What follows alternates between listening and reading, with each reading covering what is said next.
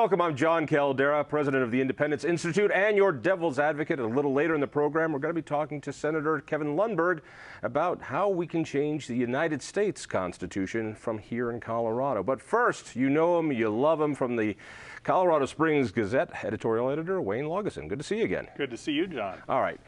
You and I were chatting offline about windmills. Right. And now you know my feeling that I can't stand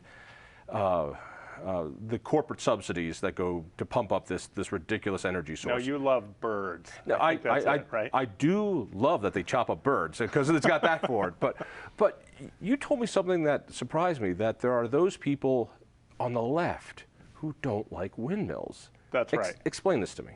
Well, we've seen anti-energy activism take all sorts of forms in the past couple of decades. We were supposed to move away from coal and oil and toward natural gas. That was going to be the big clean energy savior of the day. We had buses running on natural gas. Now we had cars running on natural gas. Right. We had the coal industry under attack by natural gas. Natural gas was the bridge fuel that was going to bring us to the new world. If only we could switch to that clean burning fuel, everything would be great. So now we have a tremendous abundance of natural gas. We have a natural gas boom because of fracking. Awful, evil fracking. And so we're producing tremendous amounts of natural gas here in Colorado and elsewhere, and we have, you know, an ample supply for 100+ years, probably considerably more than that. But now natural gas is under. Now that is a bad form of energy. Right? All right, so I think I'm following you. I mean, we are the Saudi Arabia of clean burning natural gas. That's Who right. knew it? We just figured out the key to unlock it, and this is so much better for the environment, we're told. Right. It should be a good thing. Than coal or oil. This is a terrific thing. We could power our electricity. We can even power cars. Manufacturing needs it. This is a terrific thing. And now that the price has come down and the supply is there, you would think that the eco-left would be like, hot damn, we're getting there. You would think. Instead, they are literally picketing, protesting in the streets, the very process that gives us this natural gas, that being fracking. So it's on to other forms of energy, so-called renewables, sustainables, the clean solar energy economy, and wind. And wind is a big deal in Colorado. We have a lot of wind production in Colorado. And we're gaining. I mean, Kansas is at 25% of their electric generation is by wind. Really? And Colorado's starting to catch up. There's just a lot of wind on the eastern plains of Colorado. So we're doing exactly what the, as you would call it, the eco-left has asked us to do, and investing in wind. So just east of Colorado Springs is a new wind farm. It's 145 turbines that just started operation last fall. This is NextEra Energy's Golden West Energy Project. 145 of these big turbines. Right.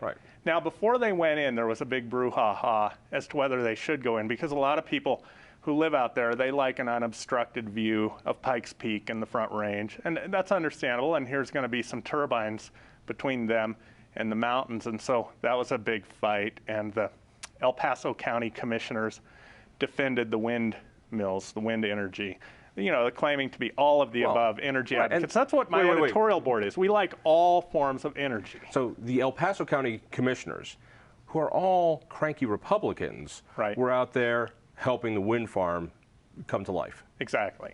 So they did that, and by environmentalists, you would think this would be a very good thing.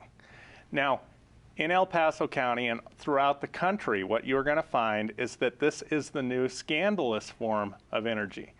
And I thought it was just chopped eagles at first and a few things, and that this would die down. Which, by the way, are delicious. You would know. I can't comment on that. You claim ignorance. That's good. Keep your job. Right, yes. So these windmills went up. They started operating in the fall. Now the scandal is huge.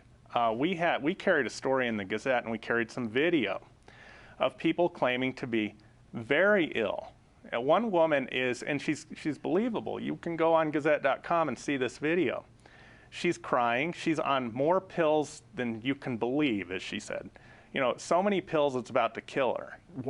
She's ill because of what? Windmills. Because do they fall on her? No, they don't fall on her, but there are conditions supposedly linked to the windmills, and she's not the only one. Repetitive shadow syndrome is one of them. There's an inaudible... Time out there. Let's do the one. Repetitive shadow syndrome. That's right. I have no idea what this is. Well, the blades go around and around, and then they cast a shadow. So you can even see my finger doing it on the table here. I don't know if viewers can see that. And apparently this has some bad effect on you psychologically or physiologically, they would say. Like a strobe light? Probably, yeah. I'm not a medical doctor. I just play one on your show. Right. But so, and then there's another condition caused by what they call infrasound. This is an inaudible, low-frequency noise that is made by the turbines that is supposedly making people horrifically ill. We're not talking a little bit ill. We're talking deathly ill if you listen to them talk.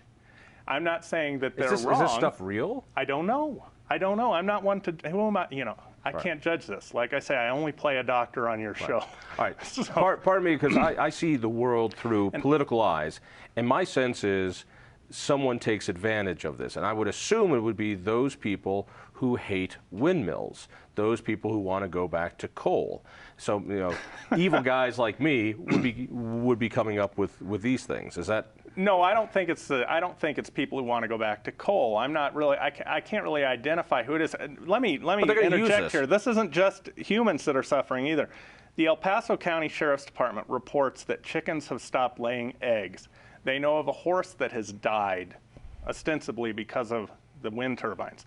So there's all kinds of bad, evil things going on. Now, throughout the country, we have environmental activist groups who are blocking windmill projects. The windmills are going to hurt sage grouse, or the transmission lines are running through a corridor, and environmentalists will buy up a parcel of land and make it impossible for the transmission lines to go through, so they have to go around, which actually makes the lines less efficient, and it's not good for the environment to make a transmission line longer.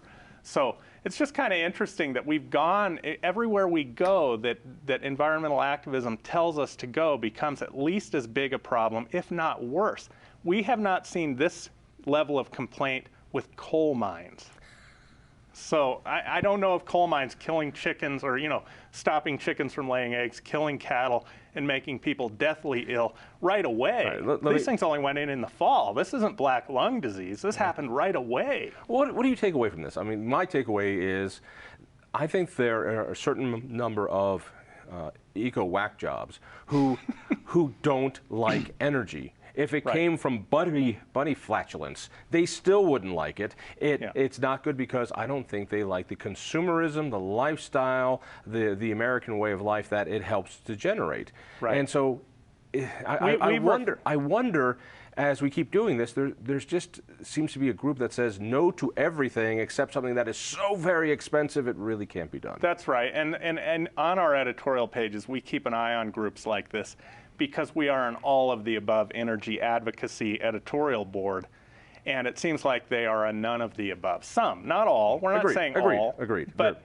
there are some who just, it doesn't matter if it seems to work and it seems to move society forward, they're against it. And I really don't know what they want us to do.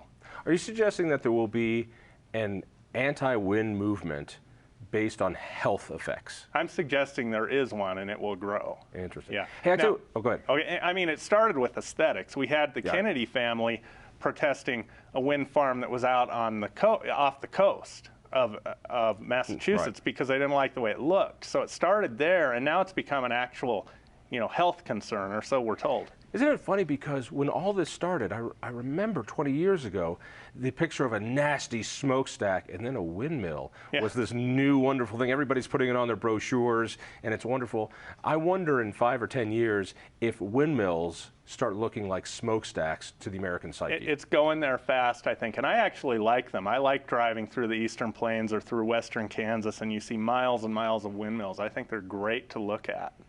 Well, then you pay the damn subsidy for them. Stop taking it from me. All right, we only got a couple minutes. The session ended last week here in Colorado. The legislature stopped, and most importantly, they did nothing to destroy the taxpayer Bill of Rights. The shell game called the hospital provider fee was killed, and hats off to Bill Cadman for making sure it went to a committee that did that, the president of the Senate. Your take? Is this coming back? It may come back, and it may come back sooner than you think. This may sound laughable at this juncture, but there are whispers of a special session to bring this back. I don't know if that's even viable, but I know that it's being discussed, and it is being discussed in the governor's office. All right, I know that firsthand. I've heard nothing of this, but let me give you my 2 cents on it. So there's an organization called Building a Better Colorado, which is really about building better cronies. And they've got a few different things to attack the initiative process in Colorado, which gave us things like term limits in the taxpayer Bill of Rights and marijuana and things that a lot of elected officials don't like. And they also have a Destroy Tabor initiative. Right now, it's initiative number 117, I think, is the one that they're going with. It's another 10-year, quote, timeout and ratcheting up of the budget. Right. The idea was if the hospital provider fee failed, they would run with this in the fall as an initiative. But I've done a little polling on this, and it doesn't look that good for them. No. Just like our governor said in a private meeting, which then got out, the reason we're not taking the hospital provider fee to the public is our polls show it won't pass. Well, right, and I think that they would have a hard time getting either one through at the polls. It's difficult to explain. Now, what's probably going to happen, and one of the reasons we were in favor of Republicans making a deal this year. Our editorial board was in favor of that, because then when you have a Republican majority in the Senate and you have a Republican Senate president, which is rare in Colorado, as you know, you can control the money. They had the opportunity to control the money. This probably isn't going to be the case a year from now or a couple of years from now. They won't be able to control the money. The Democrats will push this through, and they will control the money. So it's happening. It's a matter of when it happens and who controls it. It's a depressing way of looking at that. It's a realistic way of looking at it. No, I think we could, something that the people overwhelmingly don't want to happen. When those legislators try to push it through in a special session, I wouldn't want to be them. Hey, Wayne, thank you so much. I appreciate it, as always. Thanks for having me. Good really, to be here. You got nothing else to do all day. That's right. Yeah, I'm not buying you a beer this time. Stay tuned.